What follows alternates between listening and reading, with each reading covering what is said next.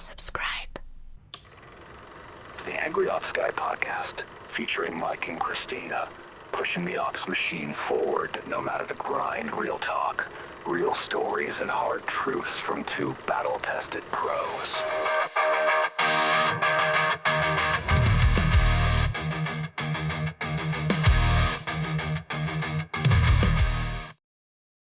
Welcome to another episode of the Angry Ops Guy podcast, where Mike and I really just get to catch up as friends. So thank you to all who've joined us in our virtual living room, because you're our friends now too, and you get to listen to us talk about what makes us crazy, being our jobs, ops management. Hi, Mike. Hey, buddy. I'm really trying to be reserved here because the only feedback we've got on this podcast is I never shut the fuck up. So I'm just going to put myself on mute, and Christina's going to eat chocolate and try to talk in between bites. And let's see if I don't be the rude bear that everybody tells me I am. You're lovely, Mike. Oh, you're sweet. All right. What do you want to talk about today? How's your ops week been, or what's on your heart? I mean, what I will say is, I was through this concept at you in a text message or a WhatsApp message, whatever you call it. I used to really struggle with this whole concept of, I coined this phrase, delegation of conflict. And I think it was probably a year ago where I sat down in my ELT meeting, obviously coming off of a hectic week, and probably a week where I was not of sound mind after dealing with a lot of ops related issues. And I came into the meeting and I said, we have a new issue to add to our list. Shout out to EOS and issues lists. Conflict always gets delegated to me. I am always dealing with conflicts, whether it is delegation of conflict because of staff management, because of clients, because of something else. We had this whole interesting conversation around, this like, who's the boss and who's in charge, and oh, well, you come in and you have this conversation, and we kind of don't want to have these tough conversations. And for a long time, I became really resentful towards that, because it's like, well, if you don't want to have a tough conversation, then like, what are we doing here? But then I realized, and it's probably been more recently as I've, matured over the last year, that it's not necessarily they're afraid to have tough conversations. Because I think project managers, at least on my side of the country here, they're doing good in terms of, they'll challenge clients and they'll have the conversations they need to. But when temperatures rise to a certain point, they call me in. And that is like the quintessential, I am the bad cop. And even in an onboarding session, and we talked onboarding, I think last time, we've talked onboarding before, but I will even say, like, here's your team and here's me and here's the role that I play. And I am your point of escalation. I outright say that. I am already, so not only am I the point of escalation for the client, but obviously I'm the point of escalation for the internal team too. Are you sharing that? What you're saying is you tell the client, like, right in the onboarding of the contract, like, this is so-and-so who's spearheading your project, but I am your escalation point? Yeah.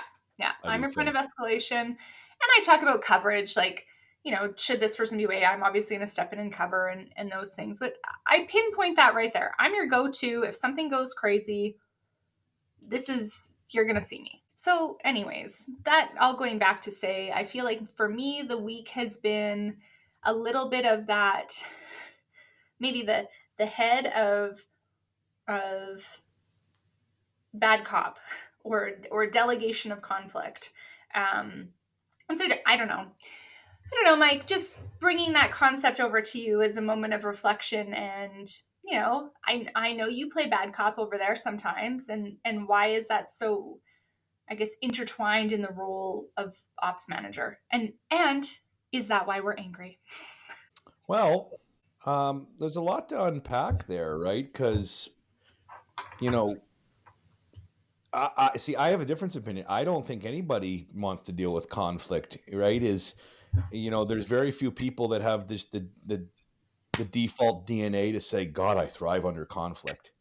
That's a special breed of person. So, yeah, you think in your head, oh, I'm building website projects, I'm doing digital marketing, but people are on you like crazy with demands and expectations and frustrations, whether they're valid in performance or if it's just subjectivity because they're anxious and so forth, right? So, you're taking a lot of flack from the customer because they're anxious, right? We can't show a lot of stuff out the gate, right? It's you could get here, you could have this performance, you could have this conversion rate, but like you're painting a narrative and you're painting a picture as to where we can take you.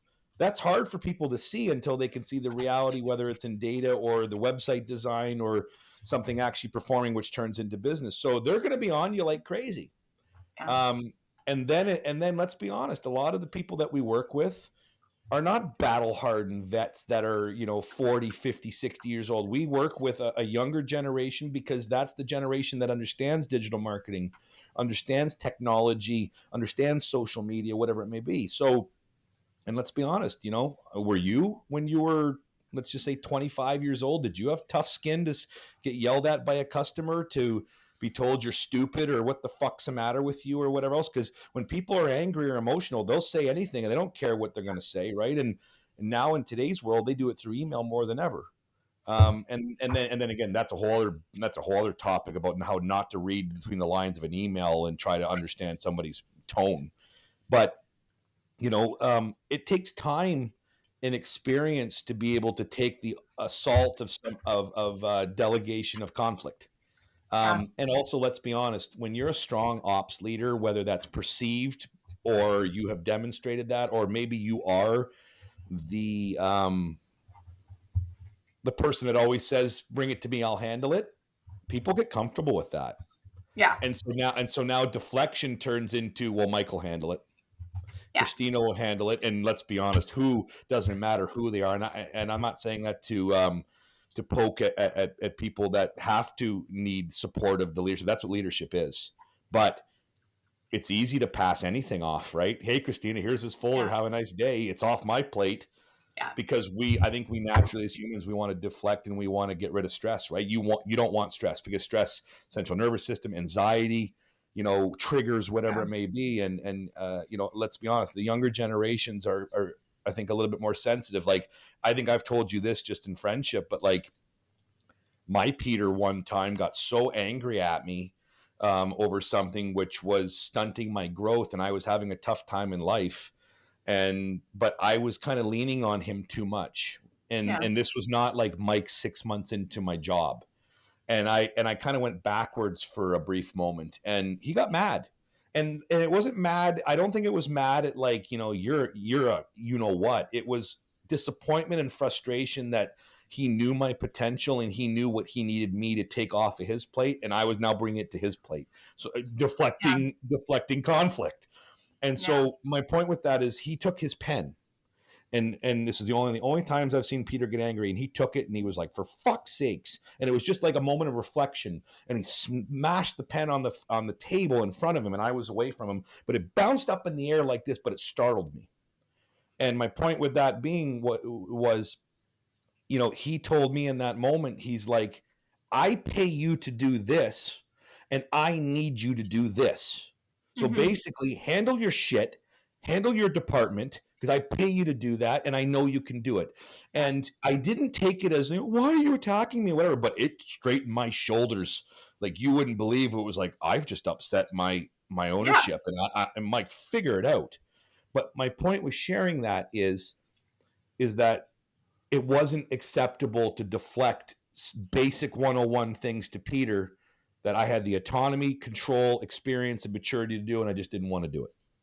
I love that story because so I have a story very similar to that. And so my old boss, Janet, who I've brought up on this before, this is when I was at CAP, and we had like a social media consultant running stuff for us in Quebec, like all our French language stuff. So we didn't have to deal with it internally. I probably was like 24 25, 24. And these guys were making all these mistakes. And I, thinking I'm so clever, started like documenting all the mistakes. Mhm. I had like a whole binder, like literally a whole binder full of stuff.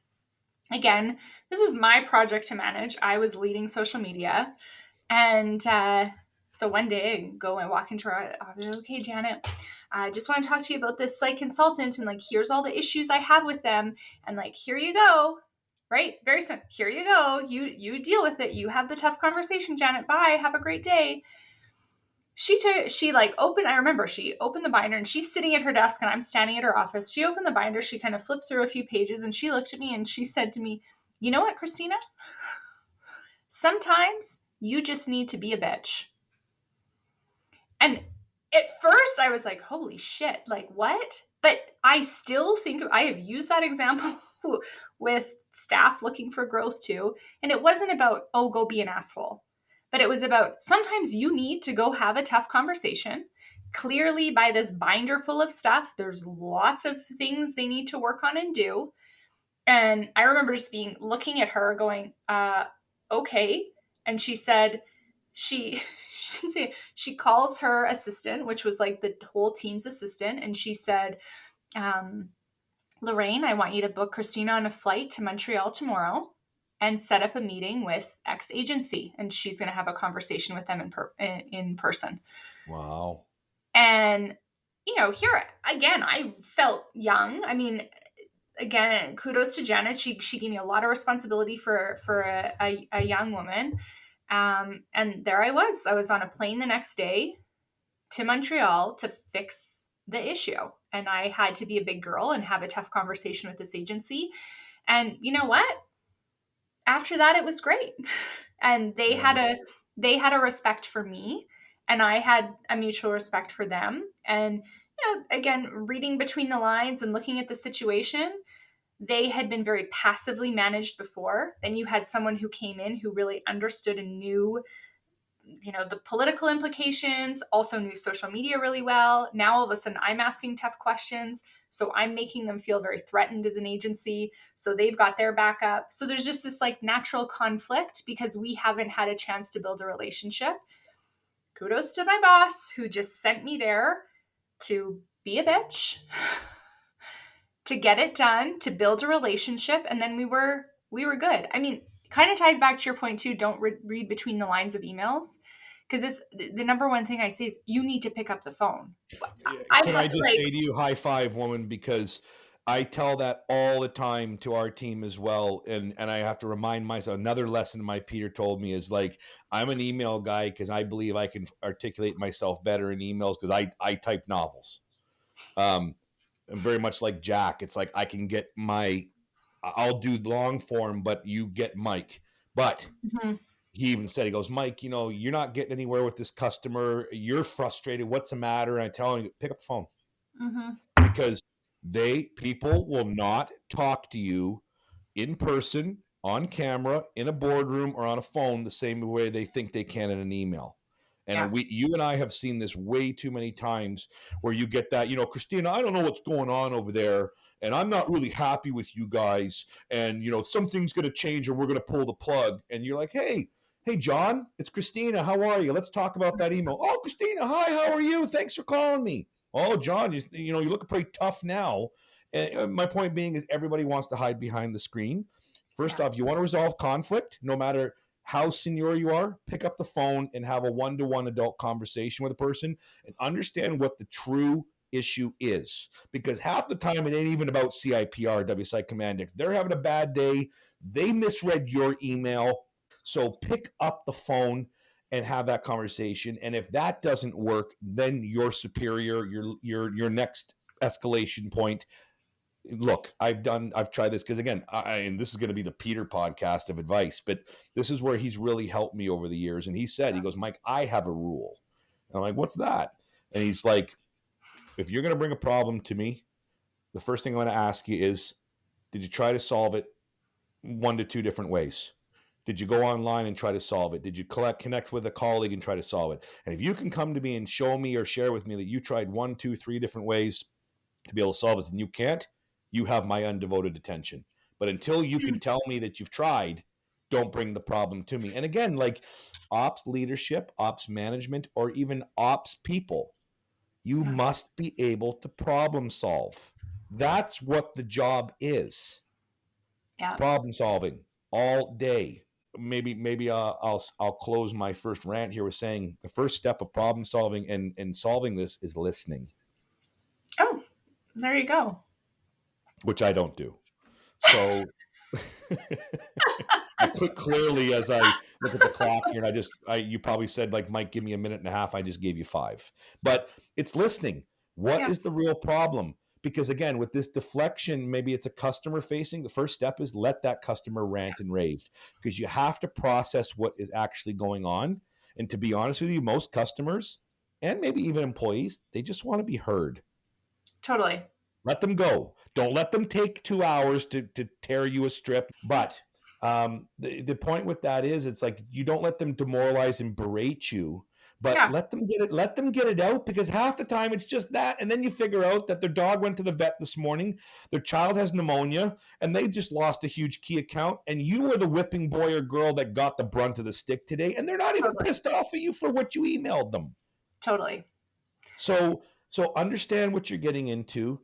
Try to solve it objectively with what you can do within your skill set and your experience. And don't just pass it to your superior, because again, what that shows then is all of a sudden Christina's coming in to solve a problem. And then Christina gets in there and says, this isn't even really a problem. They just wanted to ask Emily a bunch of questions, and Emily's completely capable of responding to those.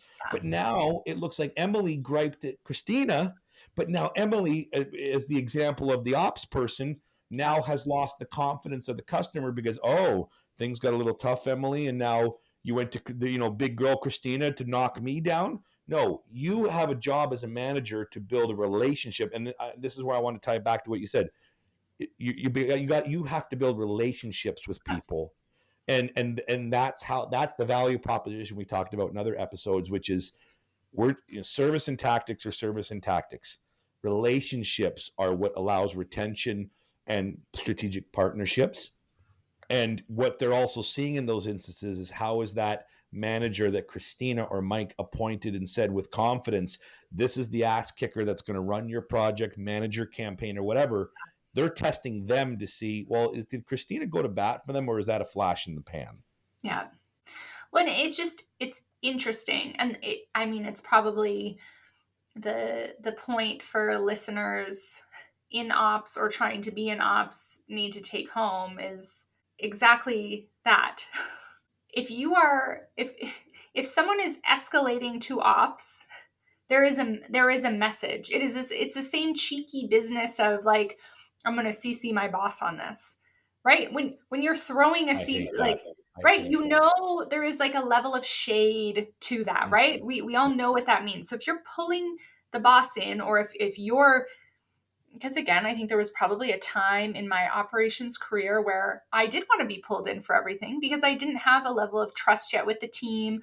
I was too micromanagey, right? But there is this now perception where if there is any sort of issue, or I don't know, big decision, or fork in the road, that, oh, well, this project management isn't senior enough to deal with it, you've got to call in mom or dad or whoever to deal with it. And so I think, to your point, very astute as always, Mike. Rambling. There is this relationship building piece that I think probably the PM doesn't consider, in terms of, now you're letting go some of your authority. You're piecemealing yourself out because of that. I mean, the other thing I will say, and I'm going to kind of flip this whole email thing on its head. I'm going to estimate high. I'm going to say 7 out of 10 times. Maybe let's even say 8 out of 10 times. That email that you're reading that seems really angry is like not at all. It's just someone who's written you a message, who is maybe writing concisely, or maybe doesn't 100% understand. So now they've beaten around the bush a bit and it's coming out unclear.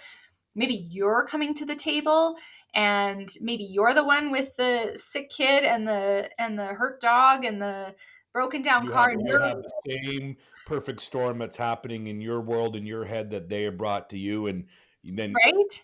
so can I say to you on that, what immediately my head went to when you just said exactly what you said is, there's the next tip for the network and for people through us is, do not respond in a reactionary approach. And I have a story for that. I actually went through that yesterday. That's not the story, but I had one yesterday where I got an email from a client, and I got it, and it just, I want to talk about ops rage. I was just grinding your teeth, like, here comes the response. And I caught myself, and I was like, nope, it's 5:05 p.m.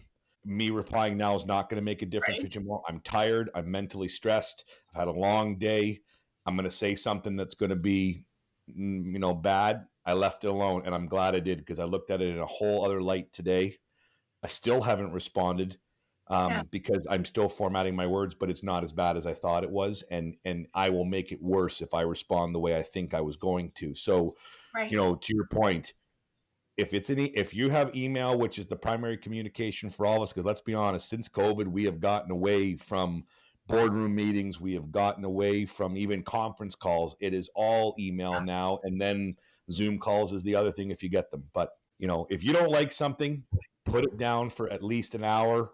Go for a walk, work on another project. Again, we're not doing open heart surgery. Come back to it, and I guarantee you it will not be as bad as you read it the second time. It does, and you cannot decipher tone in any email, no matter who you're talking to. You can't. No. So the story I was going to tell you is, this was that private message I gave you in November when I had my moment of breakdown of feeling like just a piece of shit of an ops manager. No. Was a client sent me something that basically, they were wasting their own money because we had been doing something 2, 3, 4 times, because you could tell they were making reactionary decisions to updates and what they wanted. And then we did something, and then they kind of pulled back, and then they pulled this again and whatever. So I replied back right away, not maliciously, but I basically said, like, I'm really surprised that we're getting this information today after all this work for a handful of weeks. And Yeah. I'm like, and we're going backwards. I'm like, basically all I was saying is, can we get organized, one consolidated document, so that we can constructively get this done for you, and also ensure that we're on budget? Because what I was trying to say through that was, Yeah. you guys are wasting your own money with us, and I want to make sure you have maximum value for what we're doing. And my part of my job is not to spend your money, is to protect your money, to use it in the best spots possible, so that you ask, where did my money go? I can show you exactly where it went. So my job is to protect them. Yeah. That was not well received. I hit a nerve with the person there, I guess, in the way I wrote it. There was nothing malicious in it. They either read or felt my tone, and Right. that impacted them. So much so, to the point where I got a novel back, which was, I'm really not happy with your email. I can sense your response is based on irritability and frustration.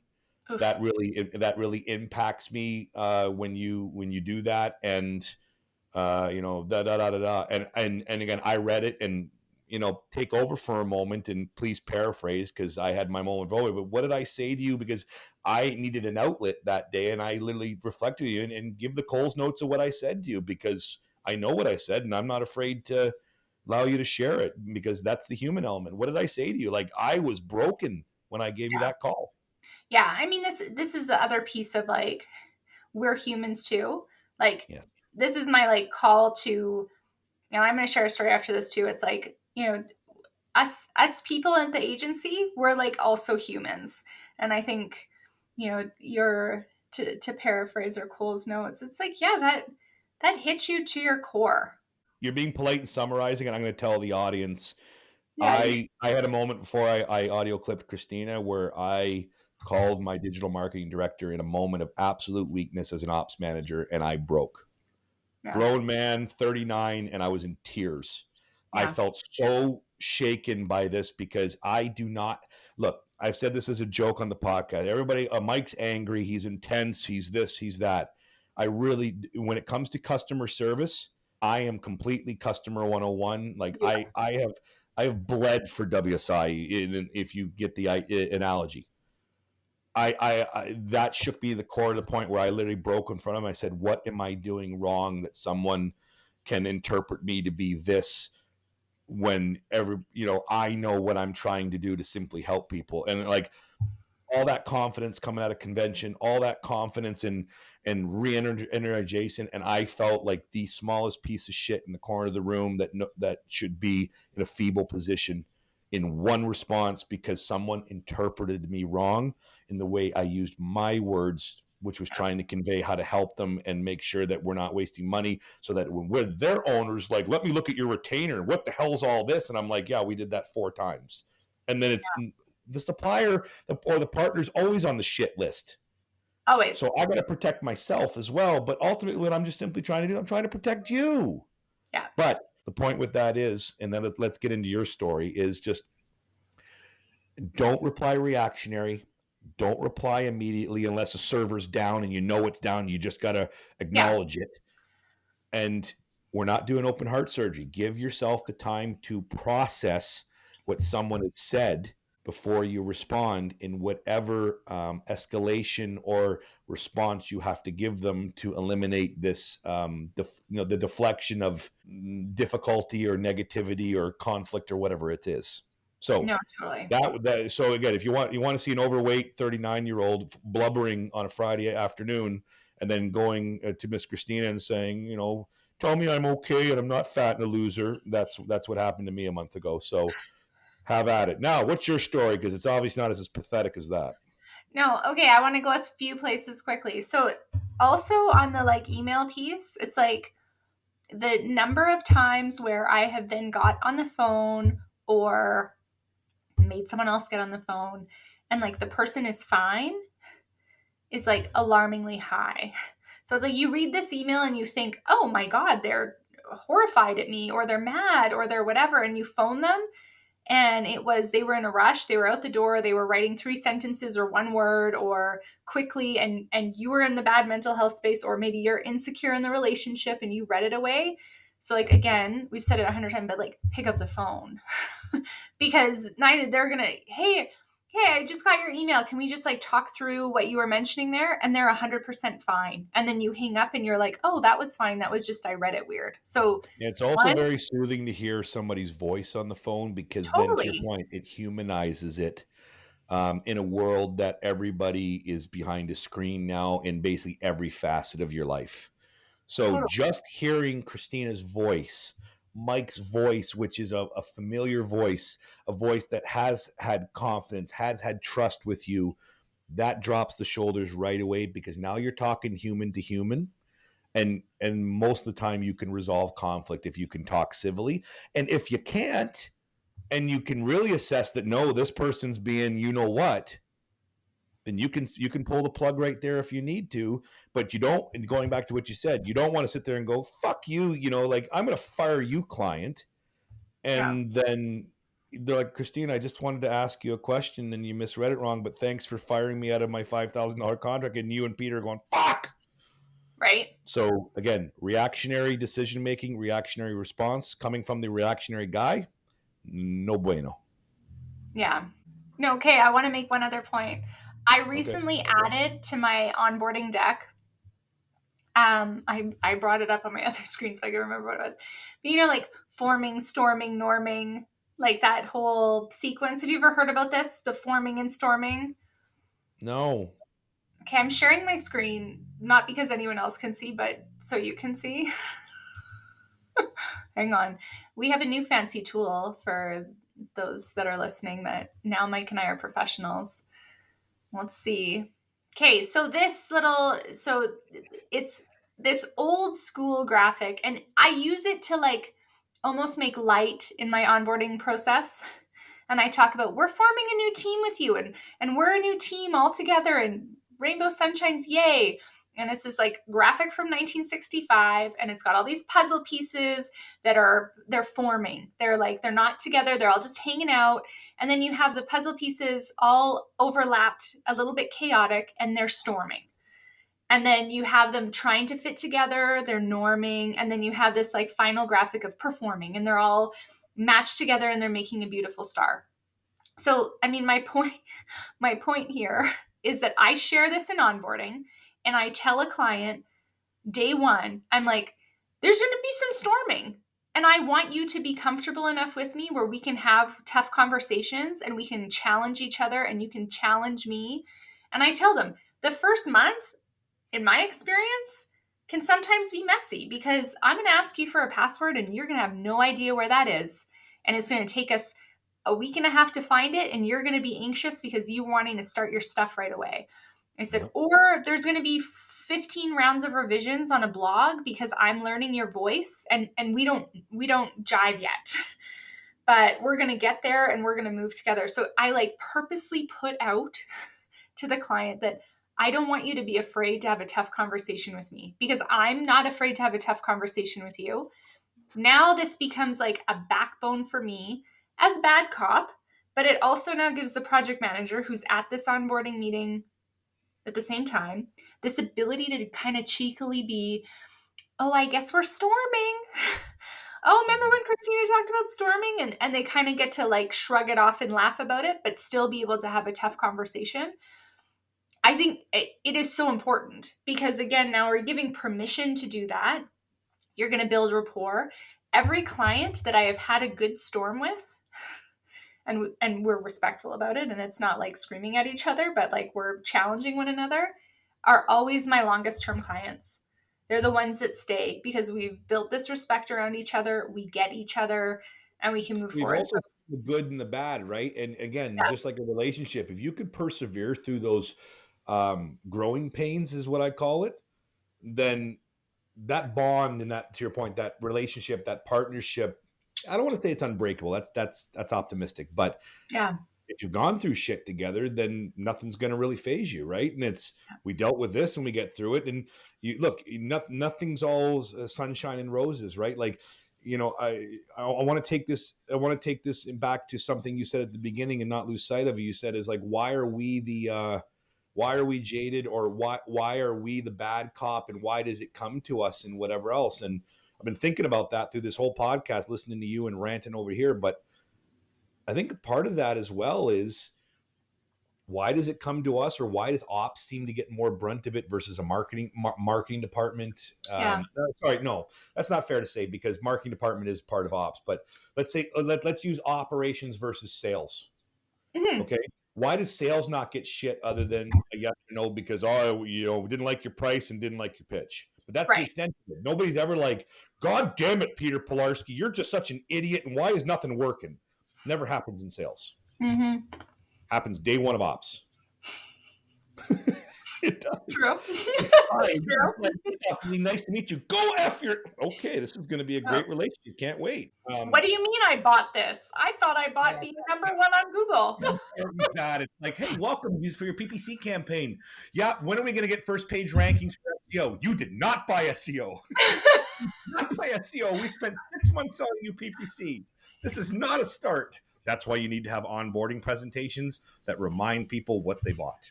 Totally. Um, so going back to bad cop and so forth, I think it's because in operations, truly, you know, that's why I'm such a devil's advocate to everybody saying, ops is easy. And everybody's like, Mike, you must really hate ops. No, I don't hate ops. The jadedness is a joke. Yeah. I know how hard it is. And to your point, I've said in earlier podcast about firefighting and putting out fires, and some people will be like, enough about the fires, Mike, but you're navigating challenges all day.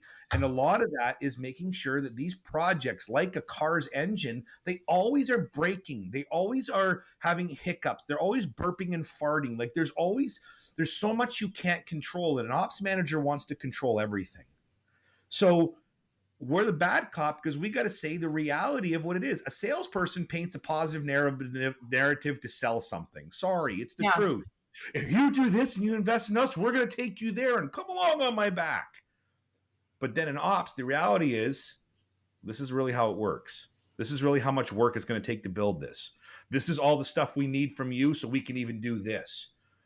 So there's work. It's hard. There's timelines. You're on the clock. Yeah. Money is flying out the door. They're pressing you because they understood that your deadline, your ETA was 3 months, but now they're selling Christina on day one. We better have this in 60 days versus 90, and we're not going to back on that. We don't care what your proposal says, and blah blah. So we have to just read and react everything. And a lot of the time, when where I'm going at is we have to push back. Yeah. And people don't like when ops people push back because they want to feel like we're just, again, operations people. I'm going to bully you into what I want done. And our job is to say, no, this is the way it works. Yeah. And I'm not doing this to be the bad cop to make you hate me. I'm giving you the reality to protect your investment, to help you build a proper project that will allow your business to flow.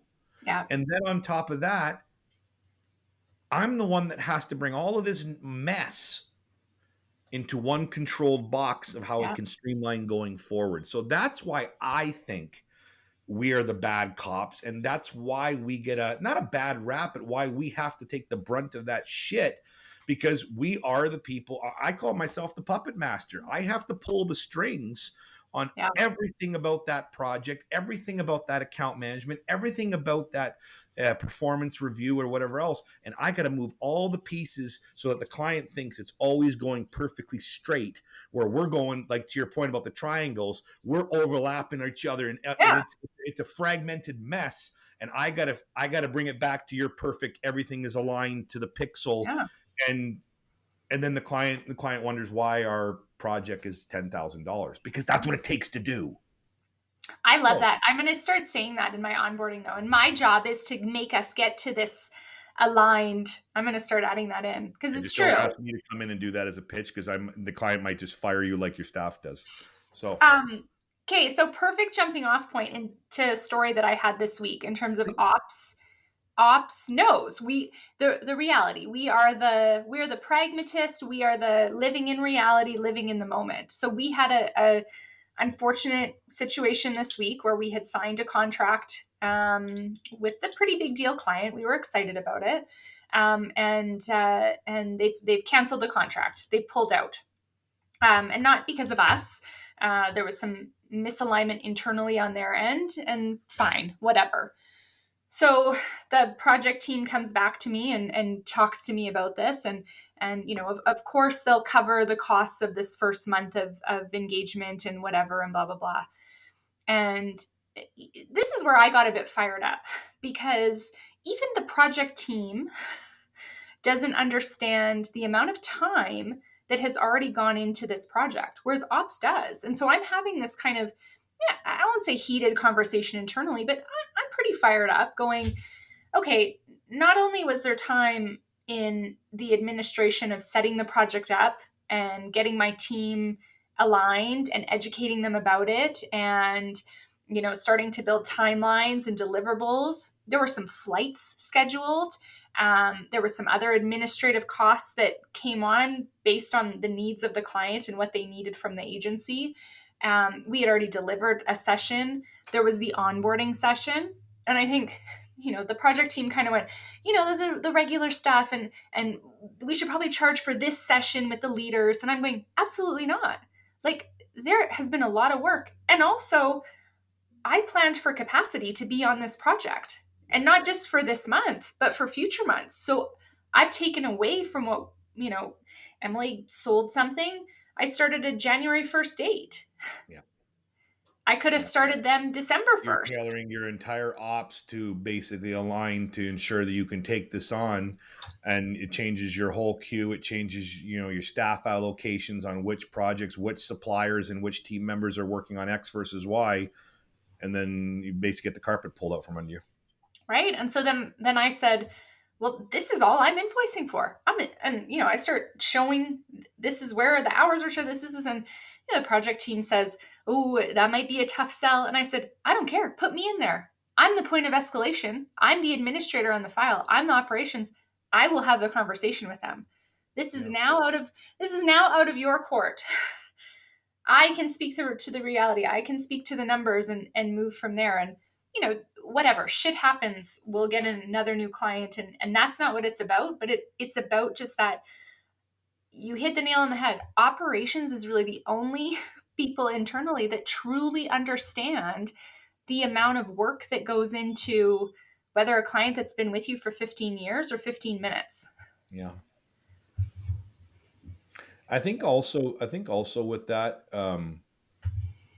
there's this like ops leaders, which I guess we are in our own ways.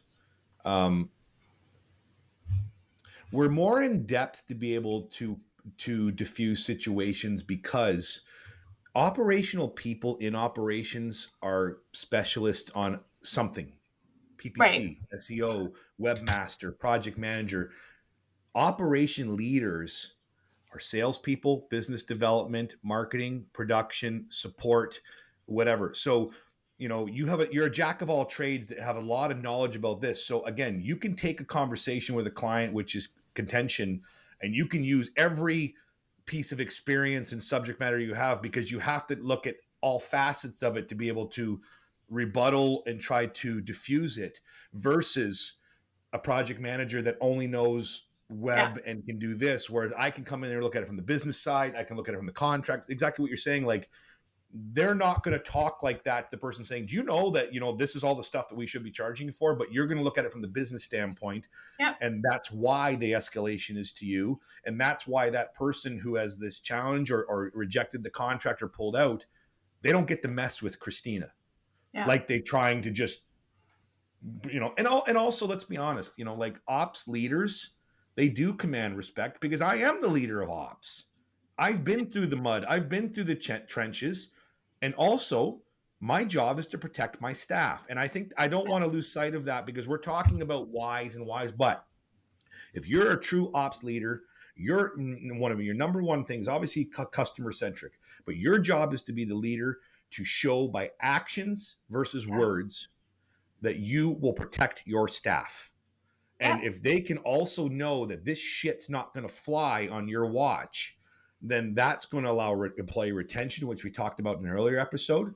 And it's also going to make sure that they know the support is there when it's necessary. So yes, we want people to have the autonomy to navigate conflict. We want them to solve it and problem solve, but we also want them to know that when shit really hits the fan, I am a phone call away. I am a text message away. Yeah. And if you need me, I'm taking that shit because I have the skin to take it simply because I have done this over and over and over again. And when you have done it over, like any experience, it gets Yeah. less hard no matter how hard the problem is because experience and pain is growth.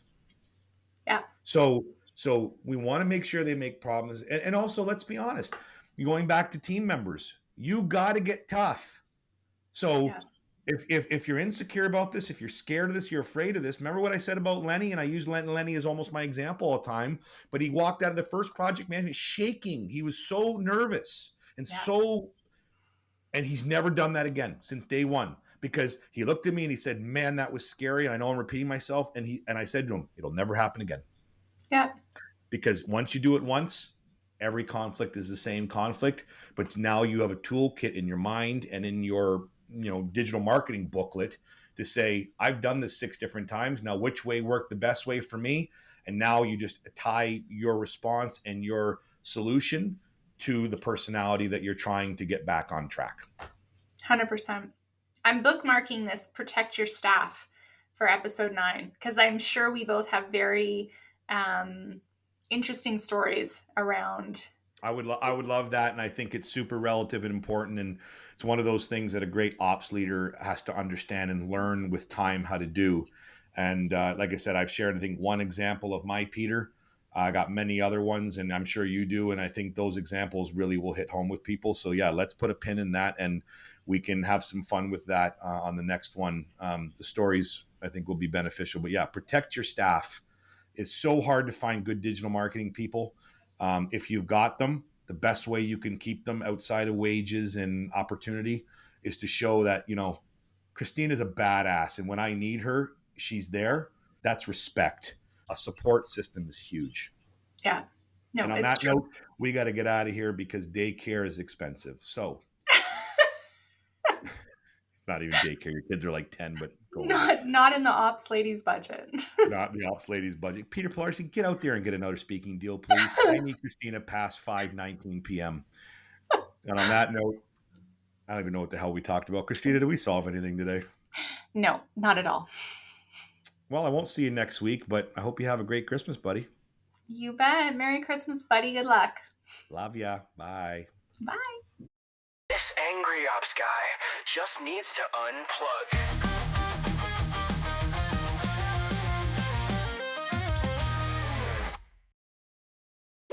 Here we go again. Jack was listening to our podcast and he's really enjoying it. And he says to me in the first message, he goes, "Would you shut the fuck up and stop cutting her off? I want to hear what Christina has to say." Thanks, Jack.